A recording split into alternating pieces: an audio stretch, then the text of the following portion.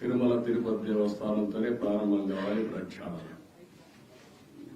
ప్రసాదాలు క్లీనింగ్ లేకపోతే పరిశుభ్రత అన్నిటికీ తిరోధకాలు చేశారు. తిరుమల ఒక పవిత్రమైన దివ్య క్షేత్రం. ఈ పవిత్రమైన దివ్య క్షేత్రాన్ని అపవిత్రం చేయడం భావ్యం కాదు. తెల్లవారుజామున 3 గంటలకు సుప్రభాత దర్శనానికి వస్తే వైకుంఠం అంటే మనకు తెలియదు.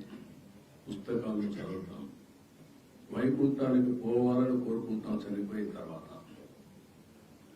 ఆ సమయంలో ఇక్కడికి వచ్చి వెంకటేశ్వర స్వామి దర్శనం చేసుకుంటే వైకుంఠంలో ఉన్న అనుభూతిని కలుగుతుంది. నేను ఎన్నోసార్లు ఫీల్ అయ్యాను, ఇప్పుడు కూడా ఫీల్ అవుతున్నా. అందుకే నేను ఇక్కడికి వచ్చినప్పుడు అన్ని విషయాలు మర్చిపోయి ఒక పవిత్రమైన భావంతో పోవాలి. ఒకే స్లోగన్ ఉండాలి.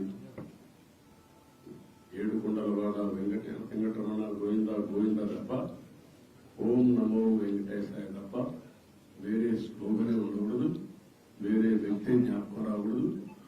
ఆ పేరుతోనే మొత్తం ప్రక్షాళన చేస్తాం.